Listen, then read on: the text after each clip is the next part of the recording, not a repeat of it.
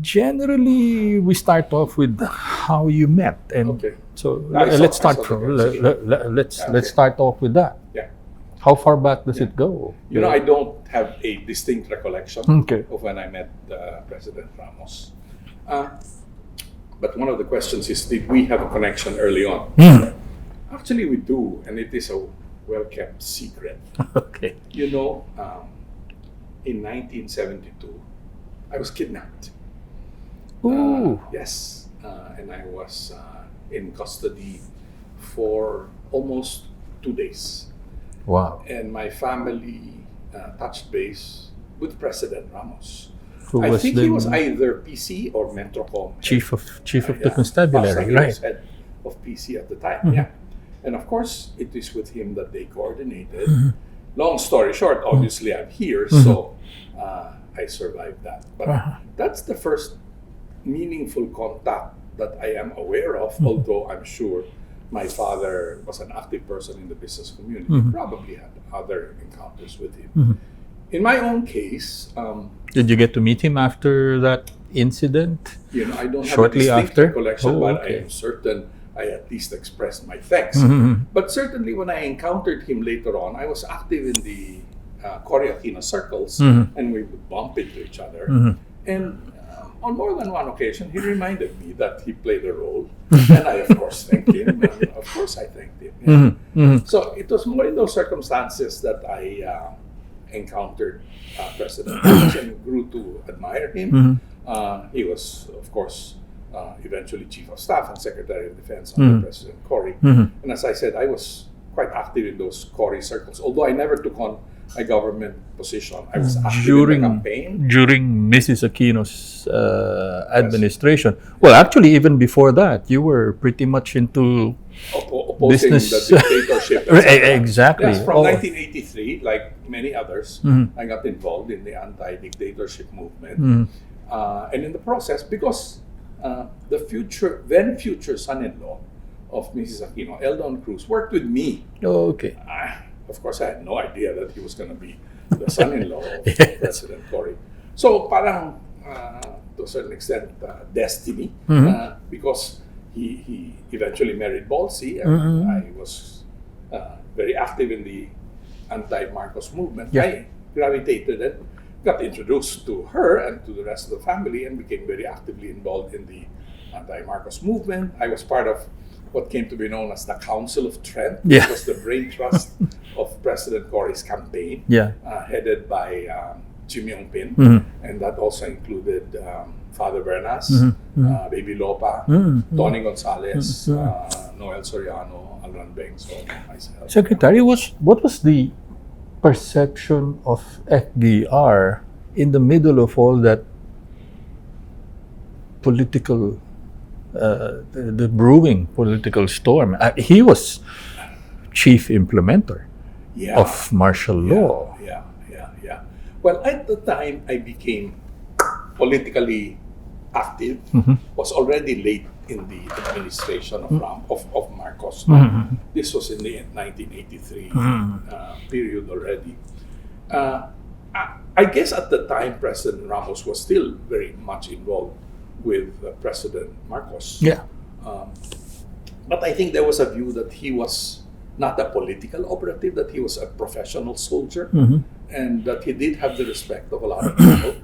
In fact, when I guess discussions veered in the direction of where can we get support from the military, the name of President Ramos would come up as one of those who are truly professional and will probably behave in a professional manner rather than exercising blind loyalty to Marcos. That kind of thing. So I guess we were already beginning to develop the idea that maybe General Ramos was somebody that the opposition could work with. Protest movement moved on. There were calls for him to withdraw his support, And resign. eventually he did. Senator Shahani Did resign. did resign And around much the same time, earlier. by the way, my father was also ambassador to Germany. Exactly. He also very visibly resigned in protest of the February elections. The snap elections, Yeah, you know? snap elections. Okay. Correct, yeah. And then EDSA happens. Yeah. No? So you were in the thick of it all. Yeah. Mrs. Aquino's. I was actually there in Crame with the crowd when General Ramos did his famous the jump, the jump shot. Yes, I was actually there. Was it expected that he would go that far, withdraw support, break away? I think it was hoped for. I don't think it was totally surprising. I think there were people who really felt, because they were probably in close contact with him even then, or maybe in occasional contact. But there were people, even in the circles where I operated in, as I said earlier, who thought of General Ramos as somebody whom we might be able to work with moving forward. Therefore, there was a hope that he would behave the way he ultimately did. Oh, that was a validation that he broke away. Absolutely. Uh-huh. Absolutely. And as I said, I don't think it came as a total surprise to many that he chose the right path. Yeah. Further validation, Mrs. Aquino came into office. He was appointed chief of staff. Eventually, he retired from that post. But I think the day after was named Secretary of National Defense. Yeah. Further validation was 5, 7, 9 coup attempts. Absolutely. I mean, he more than earned, I guess, the respect of everybody in terms of thinking that he was clearly on the right side. I mean, if there were any further doubts at that point, but I think for many of us there were no more such doubts. Once he chose to break away, I think many of us already had very strong confidence in him as a true patriot. And then I was one of those, by the way, who worked very hard for President Cory to endorse General Ramos. I'm getting into that. Now, it's a very close association between you and Mrs. Aquino. Well, rightfully so. You were in the middle of right at the core of the protest movement, the volunteer group that made her decide to eventually cast her lot, right? One of the things we also did was that so-called convenor group, which brought together all the leaders of the opposition and brought them together in a regular way, where they thought through what were the principles that united them and the process they would use to select the standard bearer against Marcos. The conveners, by the way, were Cory, Jimmy Ongpin, and Lorenzo Tañada. And the understanding was not that all three of them would be excluded from consideration as the standard bearer, so that the opposition leaders would be comfortable dealing with them. And that was truly the premise. But I think what ended up being very propitious was the fact that it brought all of them together and they had a chance to talk among each other, so that when the snap election was called, they were in fact much more ready than they would have been if they had not gone through that process. But the surprising development, of course, was after hemming and hawing and trying to see who among them should be the standard bearer. At the end of the day, everybody turned on Mrs. Aquino, says there's really no one else. Everybody except one at that point. Doy Laurel thought he should be the standard bearer. He had a political organization, if one could call it that, because obviously everything had been pretty much decimated by Marcos. But he felt he should be the standard bearer, and until the last minute, as you will recall, he was going to run separately.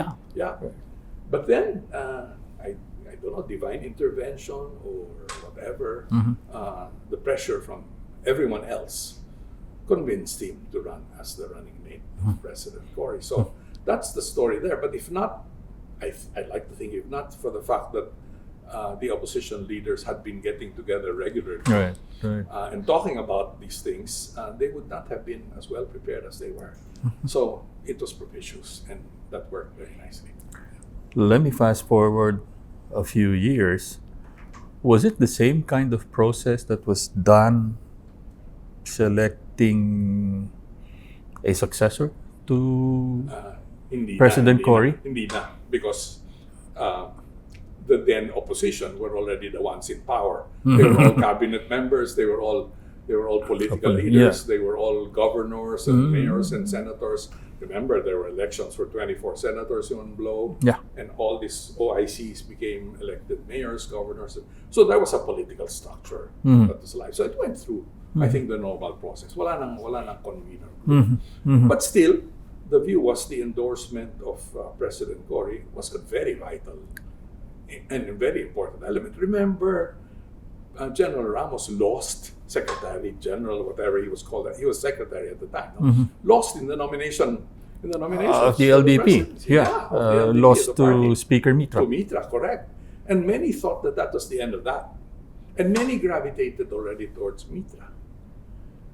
But we who believed in, I was already one of those who really felt President Ramos should be the next president. So there was a small group of us who stood by him and said, we think you should still pursue. But the important element there was to get the endorsement of President Cory. Right. Without that, it would have been a hopeless crusade. How far back were the discussions then between you and then Secretary Ramos on? I mean, was that even a decision that caught you off guard? That he would run for, or that he would seek the presidency But to at all? start with, no. Well, I don't. For me, there was a lot of pressure building up already. Because, of course, as the Cory years were going into its final years, a lot of people were beginning to try and understand who the successor should be. Right. And President Ramos's name, of course, was very high up there as one of the heroes of EDSA. And that EDSA legacy and the idea of what EDSA was all about was still very, very prominent in the minds of the Cory supporters. So obviously his name was way up there. And over time, pressure built up on him. I don't know at what point he finally decided to make a go for it. But I think he thought very hard about it because he had no political experience. He had never run for any office. Right. He had no political party, so he had to go through the process. And then he lost in the nomination program. And as I said earlier, in the nomination process, and as I said earlier, many thought that was the end of that, because how could anyone run without the blessings of a political party? Where did you come in? Where did I come in? I don't know. I'm a pakialamero. But you even, but if I remember right, maybe I was active in the Makati Business Club already at the time, I guess so. And Makati Business Club was viewed as one of those entities that had a certain amount of influence and therefore was listened to. So I guess I had access to not only President Cory, but a lot of the members of her cabinet, a lot of her political people. So I guess that was the process. I don't have a very distinct recollection anymore of how I inserted myself into that process. But as I said, I'm a pakialamero type, so I don't leave things alone if I feel I can contribute something. So I just jump into the fray. You were raising money for his war chest, the campaign chest. When he decided to run, of course he said, okay, I'm going to do it, but you guys better help me.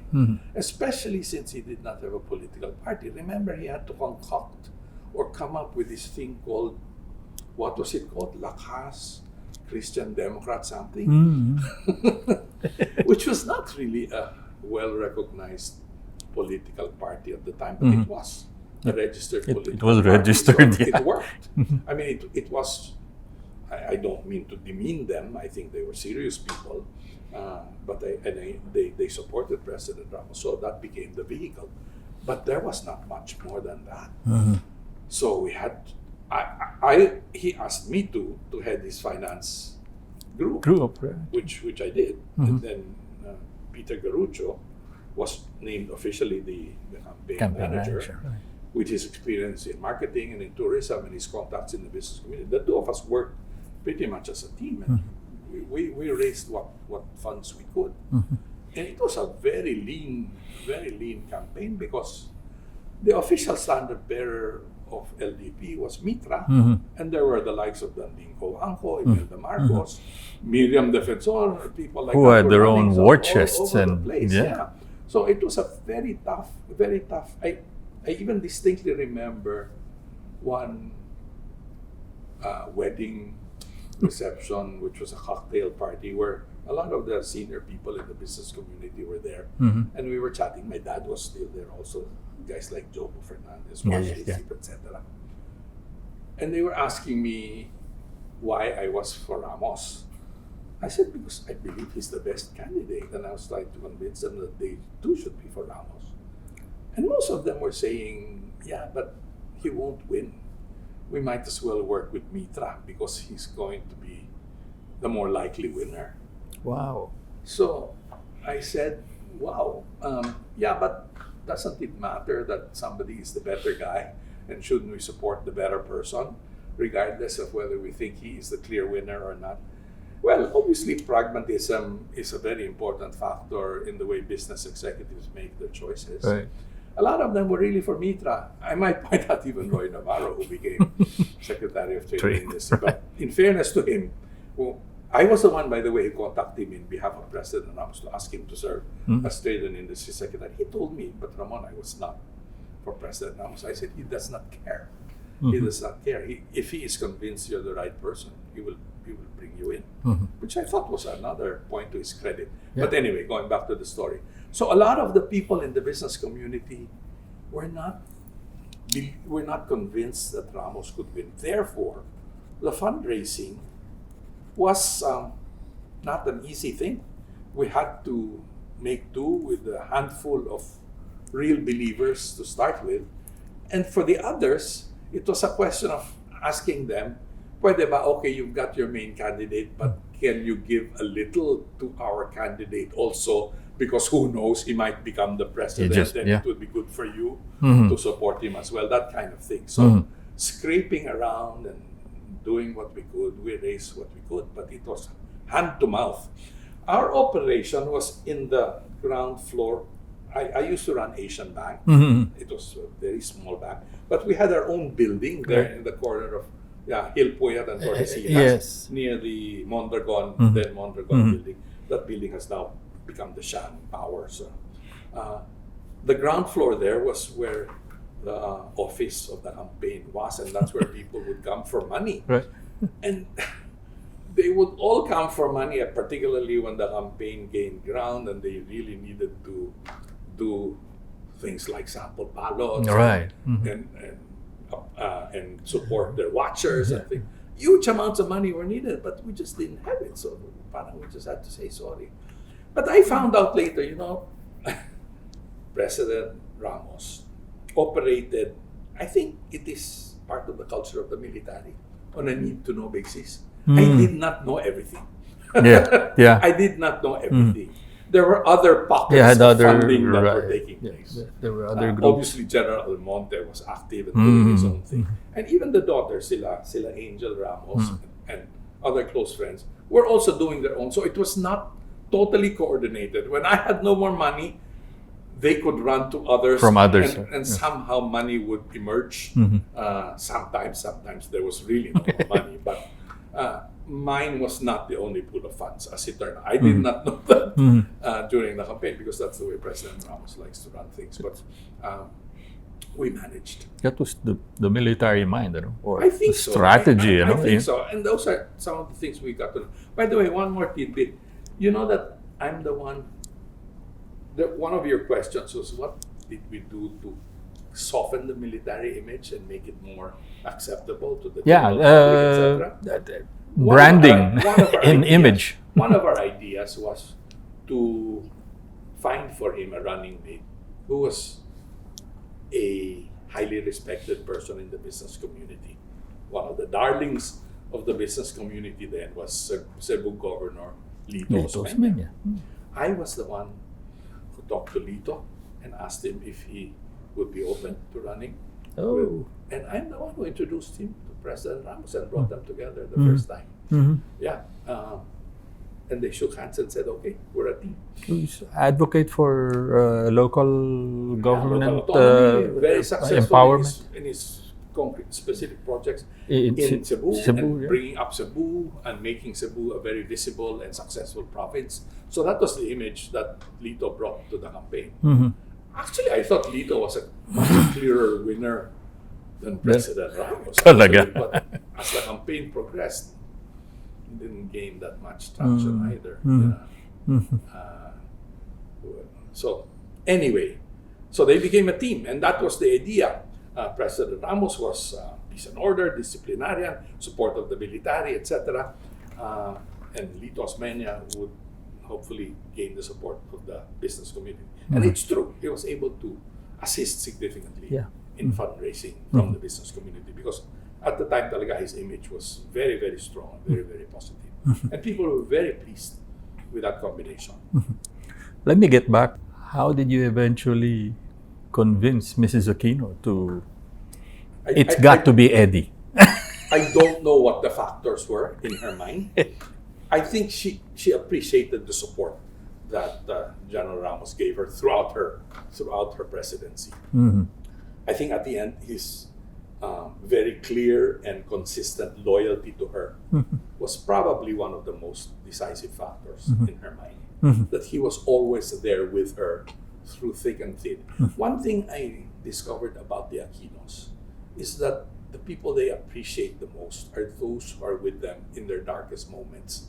People like that became really close friends of theirs throughout their lives, because they were with them during their darkest moments. And I think President Ramos, because he displayed his unconditional loyalty to her during those coup attempts and all of those trials, earned her gratitude and therefore eventually her support. If I were to guess, that's probably the most decisive. Plus, of course, her admiration for his leadership qualities. Were you, before that, you were very comfortable with the role you were playing?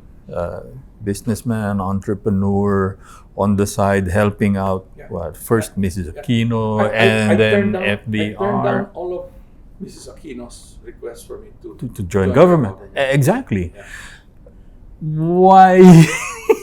Why did I change my mind after Ramos, when President Ramos? Exactly. Yeah, good question. Even Mrs. Aquino asked me, "Loko ka, Ramon, ha? Ako, I asked you 6 or 7 times and you turned me down. Tapos, you end up joining Eddie." Sabi ko, Mrs. Aquino, first, I'm 6 years older. I'm really a little more stable financially, etc. Okay.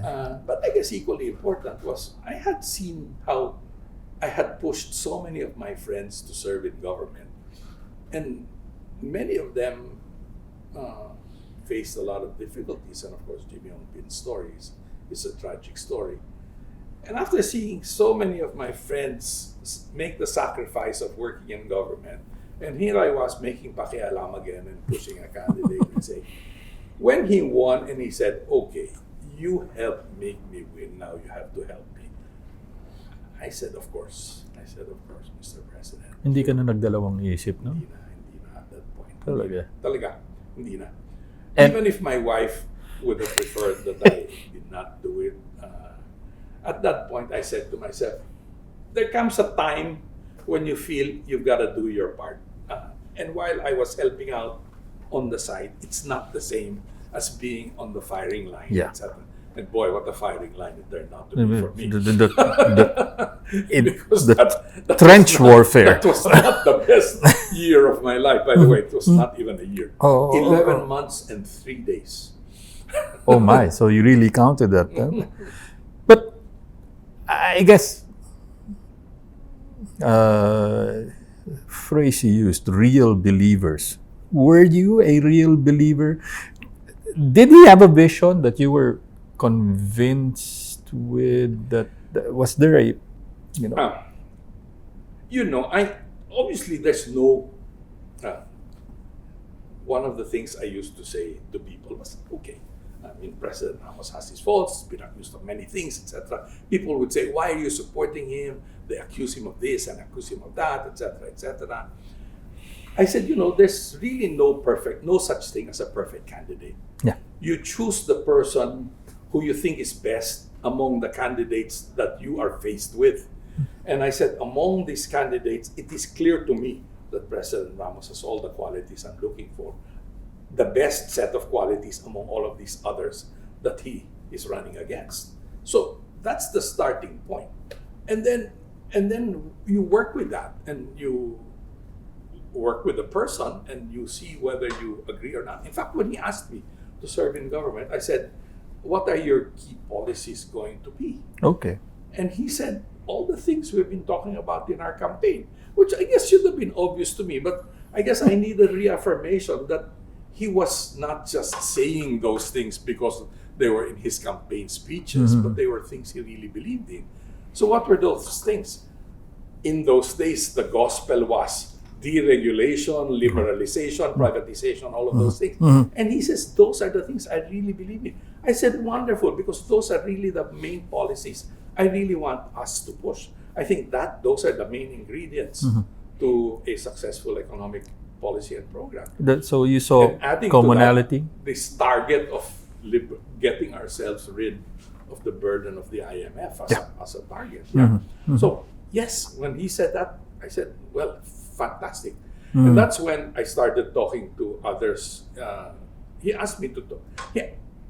Well, I'm the one who suggested to him that Roy Navarro would be an excellent trade and industry secretary. Imagine, chairman of SGV. Right. I said, I don't even know if he will accept. But if you will allow me, I would like to try. Sabi niya, baka na naman kasama ninyo yan sa Harvard, LaSalle, Manindigan triangle ninyo. Sabi ko, hindi po. To start with, hindi naman siya LaSalle. UE po UEC, siya. yeah. Oo. And he's a self-made man. He did go to Harvard, but he went po on scholarships. Ganun ba? Sabi niya, yeah, sir. You will like him. All you have to do is sit down with him and meet him, and I'm sure you will like him. Sabi niya, sige, arrange it. I called Roy. He was abroad. He was overseas. In San Francisco, which he likes to go to. He was on the verge, actually, of retiring from SGV. So the timing was perfect also. So when I called him and asked him, would you like to be considered to be trade and industry secretary? He says, yes. Talaga? Yes. I said, wow, really? He says, yes, I would be honored. Sabi niya. But just to let you know, I was not a supporter of President Ramos. I said, I know that. And President Ramos, I will tell President Ramos that. And actually, I told President Ramos that, I said. And he is not bothered by that because if you're the right person, he'll take you anyway. So he came back, I think within days, and met with President Ramos. Long story short, they became the closest of friends, and he became one of the favorite cabinet members of the cabinet. Right. They played golf together, and they were constantly together, and it was a wonderful relationship. So I said, that's not a problem with me at all. It's a wonderful thing that a cabinet member that I had the honor of introducing to President Ramos became one of the most successful and one of the friendliest cabinet members as far as President Ramos was concerned. Yeah. FVR had a knack for finding people or identifying, the right mix. Tell me your insight into that. Unfortunately, I did not work with him that long, as you know, because 11 months. And I think the cabinet was a great cabinet. I mean, it was probably, I think you can compare the first Ramos cabinet, which is the one I was familiar with almost any other cabinet of any other administration. Foreign affairs was Bobby Romulo, education was Armand Fabella, defense was Reden de Villa, NEDA was Shell Habito, central bank governor was Joey Quisha at the time, etc. I mean, wow. Health was Flavier. By the way, I'm also the one who called Flavier. It fell on me because I knew him from the Ramon Magsaysay Foundation, etc. And the president liked his grassroots approach and things like that. So I had the pleasure of being the one to call him, and he too was thrilled. So it was a wonderful cabinet. So yes, in the sense that he was able to assemble that kind of a cabinet who was very eager to work with him. I keep reminding myself, President Ramos won with only 24%? Thereabouts. 24% of the vote. Plurality. And he turned out to be one of the most successful presidents. It shows that you can govern even without a majority vote if you manage the government properly, and he did that. Life in the cabinet. What were you were working for a man who was known for his frugality and the austerity of the life of a soldier. And you were one big bunch of CEOs, managing directors, chairmen, and all at the top of your organization. So, well, what was because clearly the responsibilities were immense, and I guess it didn't matter that we were paid very poorly, etc., etc. That the cars assigned to us would break down and things like that. That's a minor inconvenience. The important thing was that he had confidence in us and relied very much on us to develop the policies and implement them in coordination with him, of course, and with the cabinet. I think it was a lesson to me in making a government work. I think President Ramos is an example of how democracy can be made to work. His idea, for example, of convening LEDA, there you go, which became one of the main instrumentalities for his success in getting his legislative programs through, was, I think, a wonderful idea. And it meant we would meet with leaders of Congress regularly and talk about specific pieces of legislation. In my case, there were tax measures, etc. But also there were measures of liberalizing the economy, opening up sectors of the economy for more competition, that kind of thing. These were very significant pieces of legislation that needed complete understanding, but also very strong support. And without a clear push from the president, I don't know whether we would have had the success that we did, but he did. And it was persistent. It was not a one-shot thing. May follow up. So, magaling. Tsaka every week yun kung naalala mo. We would wait for every other week at least. Something like that, very regularly. We would wait in ambush for you guys. It would take a lot of time.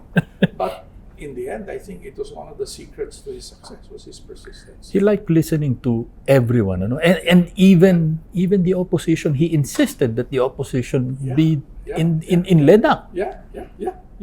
That's true. And they were there, and they would appear because they saw also that it was a meaningful use of time because they knew what it would lead to. They could see that it led to successes, etc. And the president was bold, like solving that energy problem and giving Del Lazaro free hand to contract all those floating barges that made it possible to bring up the generation capacity of our country quickly. I think those were bold decisions, which paid off. But then in the end, I guess people criticized it because medyo sumobra. And there was a time when bumaba na yung demand and therefore it became expensive. But that's all hindsight. At the time, the most expensive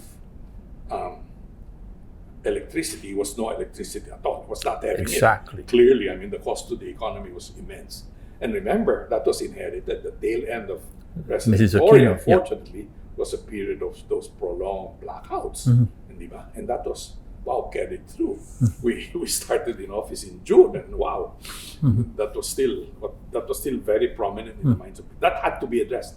In fact, addressing that, I think, was one of the secrets to the credibility of the whole Ramos administration.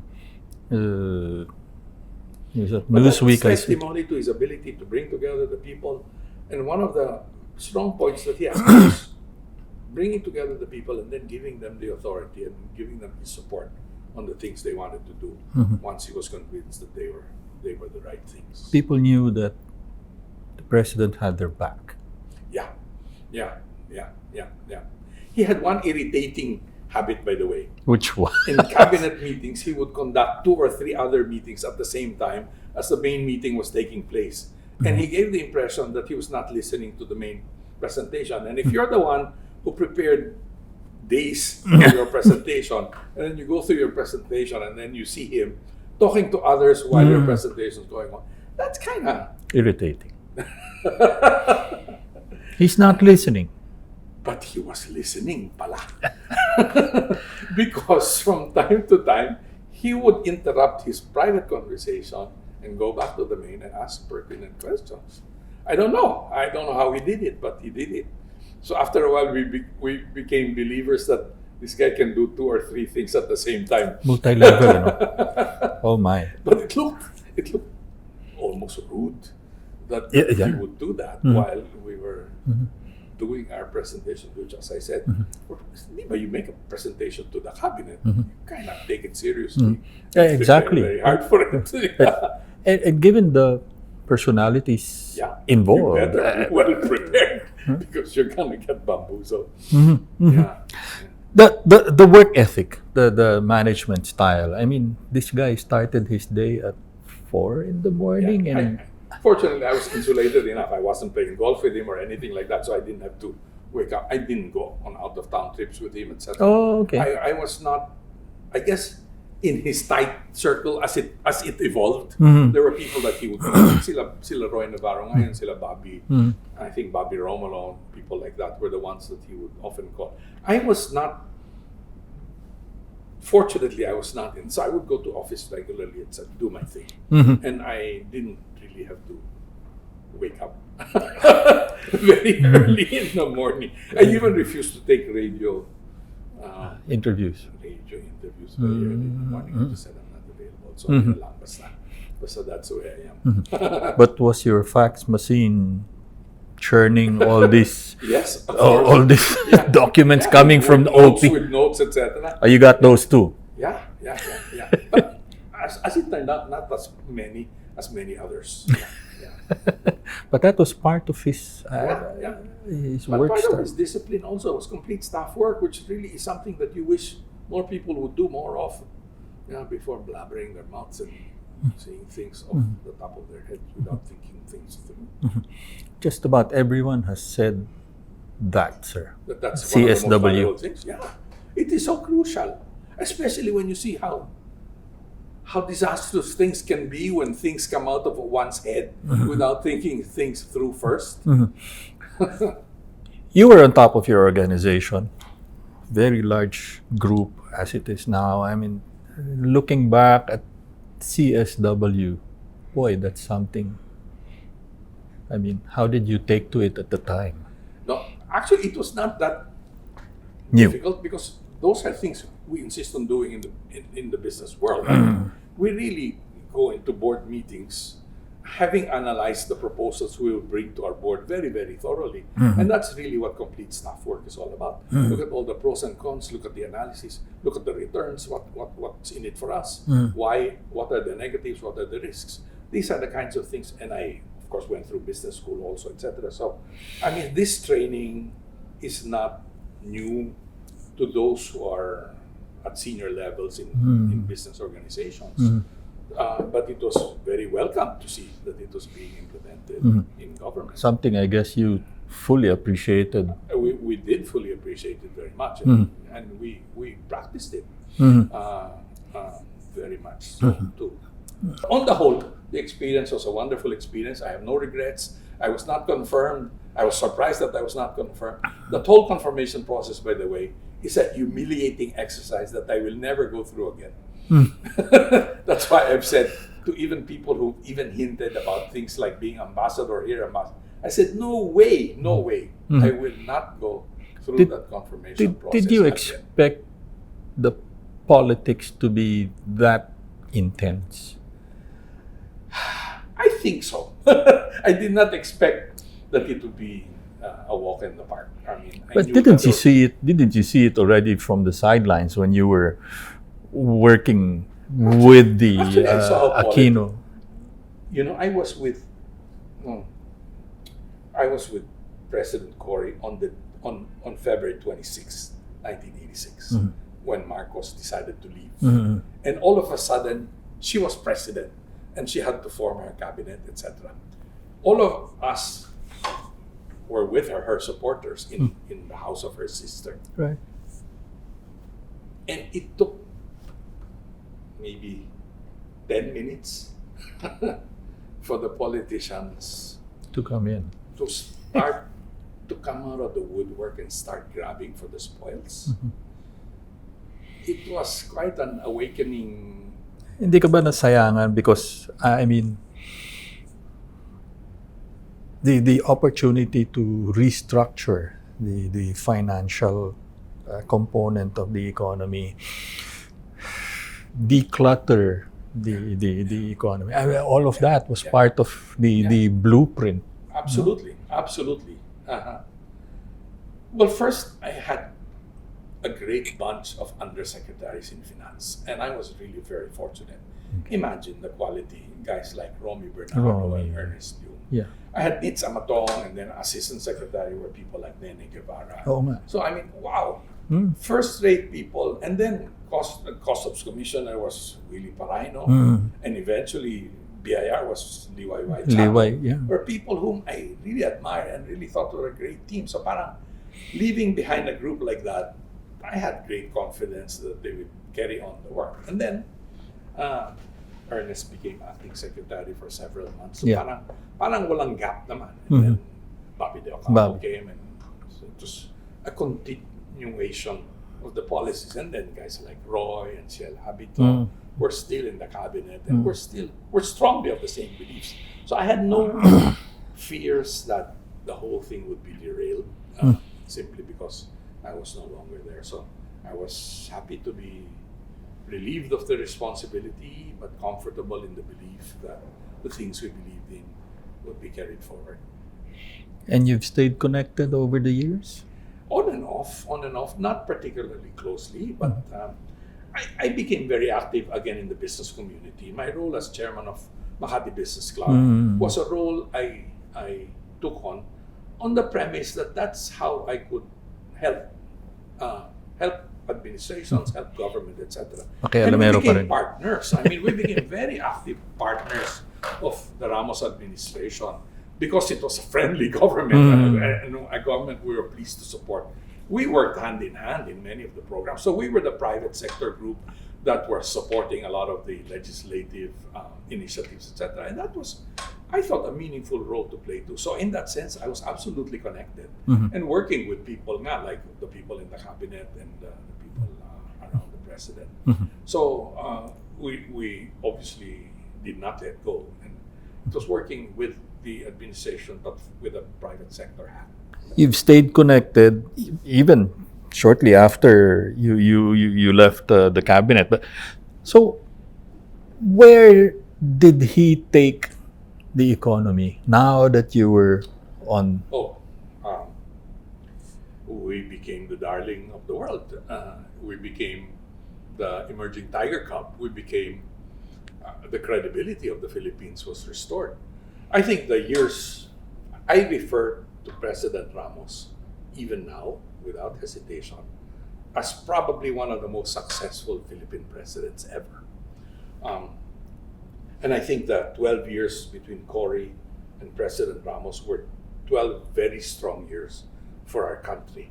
First, in terms of restoring democracy, of course, and the democratic foundations of our government, but laying down also the principles of sound economics, built around those principles that I mentioned earlier. Opening up the economy, liberalization, deregulation, privatization, a very pronounced role for the private sector were things we strongly believed in. And he advocated. And opening up the economy for truer competition were some of the hallmarks of this. And he was, as we said earlier, very successful. Imagine coming in with 24% of the vote, putting together a Congress that became very workable. The Rainbow Coalition, Speaker de Venecia, the leadership of Senate President Angara, putting that all together with institutions like LEDA. I think and a very strong cabinet that he supported and was constant in his vision. I mean, it's really very impressive that he had core beliefs that he stuck to all throughout his presidency. And he worked very hard at implementing and putting in place the foundations that became very meaningful. So the first 5 years of his administration were really an outstanding success. Unfortunately, in the last year came the Asian financial crisis, which affected not just the Philippines, but the whole region and actually eventually the whole world. So it's unfortunate that it ended on a negative note like that, but I think that should not take away from the fact that he had laid the foundations for a much stronger economy. In fact, if he had not done that, I think the impact would have been even more severe on us. So on the whole, I think he was very successful as a president. And his example is the example of how democracy can really be made to work. People who say to me that democracy doesn't work, it's too unwieldy, we really need a dictator, we need an authoritarian, etc. I said, President Ramos made it work. If you just think back at what he had to start with and how he made it function properly, I think you must admire the accomplishments of the Ramos administration. I say that very sincerely, even if it turned out I was not pala one of the favorite cabinet members, but that's okay lang. I think in fairness to him, he really was a very successful president. Is that the legacy that he was able to create the foundation, and people should just maybe take a look at it and laying the foundations for a sound democracy and a sound economy. The sound economy part was the economic principles, etc. But showing how a democratic system can work, I think, is as important a legacy that maybe not enough people recognize enough.